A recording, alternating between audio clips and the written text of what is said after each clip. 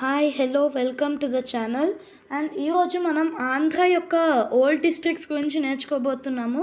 Old districts నుంచి form అయిన new districts గురించి నెక్స్ట్ సాటర్డే నేను ఇంకో వీడియో తెస్తాను. సో ఇప్పుడైతే మనం ఓల్డ్ డిస్ట్రిక్ట్స్ గురించి నేర్చుకుందాం. ఆంధ్రప్రదేశ్లో ఎన్ని డిస్ట్రిక్ట్స్ ఉన్నాయో నేర్చుకుందాం. ఫస్ట్ అది చాలా ఈజీ ట్రిక్ ఉంది. ఫస్ట్ అయితే ఆంధ్రాలో ఎన్ని లెటర్స్ ఉన్నాయి, only Andhra ANDHRA 6 letters. So 6 into 2, ఎందుకంటే ఆంధ్రాని మనం 2 రీజన్స్గా తీస్తాము, అందుకని 6 ఇంటూ 2. నెక్స్ట్ +1, ఎందుకంటే ఆంధ్ర ఇంకా తెలంగాణ అని ఒక ఆంధ్ర ఇంకా తెలంగాణ అని ఒక రెండు స్టేట్స్ కలిసి ఉండేవి. సో +1 అలాగా. నెక్స్ట్ ఇప్పుడు 6 2s are 12 + 1 13. ఆంధ్రాలో కూడా 13 డిస్ట్రిక్ట్స్ అయితే ఉన్నాయి. ఇప్పుడు 2 జోన్స్గా డివైడ్ చేసుకుందాం ఆంధ్రాని. ఒకటి వెస్ట్ జోన్గా, ఇంకోటి ఈస్ట్ జోన్గా. సో ఫస్ట్ వెస్ట్ జోన్లో అయితే ఉన్న districts Krishna, Guntur, Prakasam, Nellore, Chittoor, Kadapa, Anantapur and Kurnool. So ఇప్పుడు వీటి గురించి డీటెయిల్డ్గా నేర్చుకుందాం. ఫస్ట్ అయితే కృష్ణ డిస్ట్రిక్ట్ గురించి నేర్చుకుందాం.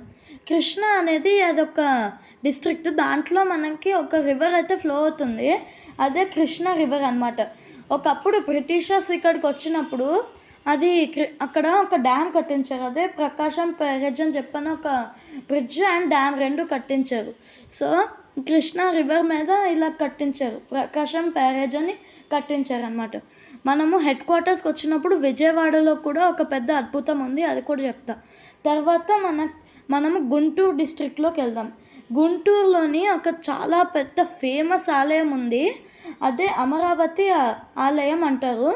ఆ ఆలయం ఇప్పుడు ఆంధ్రప్రదేశ్కి క్యాపిటల్. అంటే ఆలయంతో పాటు అక్కడ ఒక సిటీ కూడా ఉంది, ఆ సిటీ ఆంధ్రాకి క్యాపిటల్, ఒకప్పుడు కూడా క్యాపిటల్.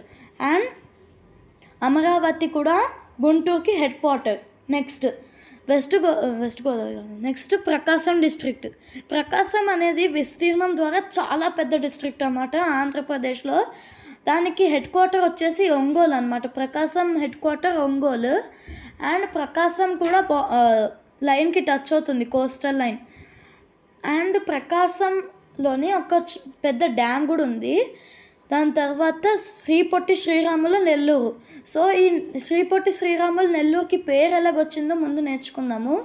ఈ పేరు అనేది శ్రీ పొట్టి శ్రీరాములు నెల్లూరు. అందులో శ్రీ పొట్టి శ్రీరాములు ఆయన ఆంధ్రప్రదేశ్కి ఒక చాలా పెద్ద ఫ్రీడమ్ ఫైటర్ అనమాట. ఆయన చాలా యాక్షన్స్ తీశారు ఆంధ్రప్రదేశ్ కోసము, చాలా యాక్షన్స్ అయితే చేశారు.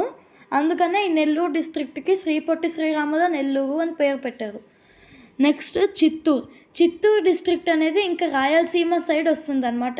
కర్నూలు, అనంతపూర్, రాజశేఖర్ రెడ్డి అండ్ చిత్తూరు, ఈ 4 డిస్ట్రిక్ట్స్ అనేవి మనకి రాయలసీమలోకి వస్తాయి. సో కర్నూలు అనేది ఒక బార్డర్ డిస్ట్రిక్ట్, అనంతపూర్ కూడా బార్డర్ డిస్ట్రిక్టే.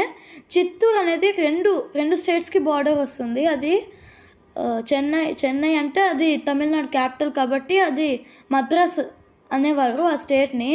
ఆ తర్వాత కర్ణాటకకి కూడా బార్డర్ ఇస్తుంది చిత్తూరు డిస్ట్రిక్ట్. సో ఇప్పుడు చిత్తూరు అదొక బార్డర్ డిస్ట్రిక్ట్. దానిపైన doctor YS Rajasekhar Reddy district వస్తుంది. రాజశేఖర్ రెడ్డి డిస్ట్రిక్ట్ అది ఆయన మాజీ ముఖ్యమంత్రి అన్నమాట ఆంధ్రప్రదేశ్కి, అందుకని అలా పేరు వచ్చింది, doctor YS Rajasekhar Reddy. Next Anantapur district కూడా చాలా పెద్ద డిస్ట్రిక్టే. సో అనంతపూర్ అనేది అక్కడ చాలా పెద్ద ఆలయాలు ఒకటి ఉంటాయి అనంతపూర్లో. అండ్ అనంతపూర్ ఆలయాలు చాలా ఫేమస్గా బాగా పొందాయి పేర్లు. కర్నూలులో కూడా చాలా ఆలయాలు ఉన్నాయి. అందులో ఫస్ట్ మనకి 9 నంది ఆలయాలు ఉంటాయి అన్నమాట. ఇప్పుడు న్యూ డిస్ట్రిక్ట్ ఫార్మేషన్లో అది నంద్యాల డిస్ట్రిక్ట్లోకి వస్తుంది. కానీ ఇప్పుడు ఓల్డ్ డిస్ట్రిక్ట్స్ గురించే మాట్లాడుకుంటున్నాం కాబట్టి కర్నూలు అనేది అలాగే మనకి కర్నూలులోనే 9 నంది ఆలయాలు ఉంటాయి, అందుకనే పేరు నంద్యాల అని చెప్పని వచ్చింది. సో మనం వెస్ట్ జోన్ అంతా చూసుకున్నాము. ఈస్ట్ జోన్లో ట్రావెల్ చేద్దాము. ఈస్ట్ జోన్లో west Godavari, east Godavari, Visakhapatnam, Vizianagaram and Srikakulam అయితే ఉన్నాయి. సో ఫస్ట్ వెస్ట్ గోదావరి గురించి చూద్దాం.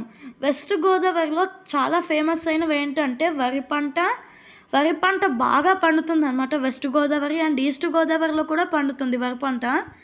అండ్ వెస్ట్ గోదావరిలో ద్వారకా తిరుమల గుడి ఒకటి ఉంది.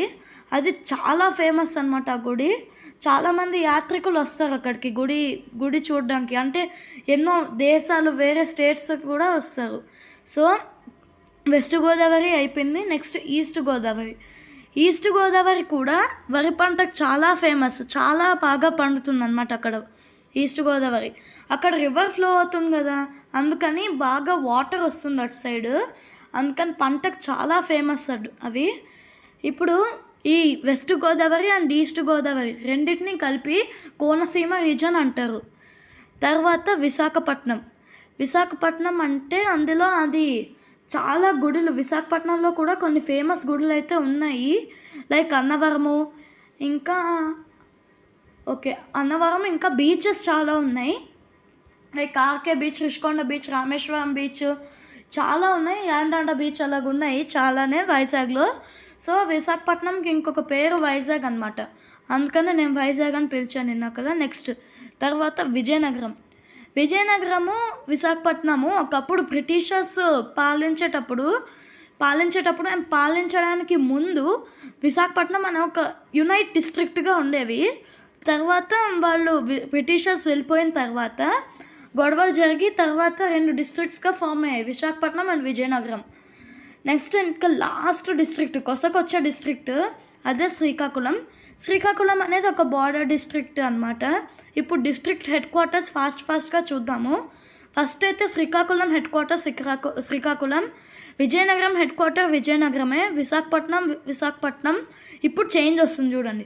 ఈస్ట్ గోదావరికి headquarter Rajamahendravaram, west Godavari Bhimavaram, Krishna is Konaseema. Okay, thank you.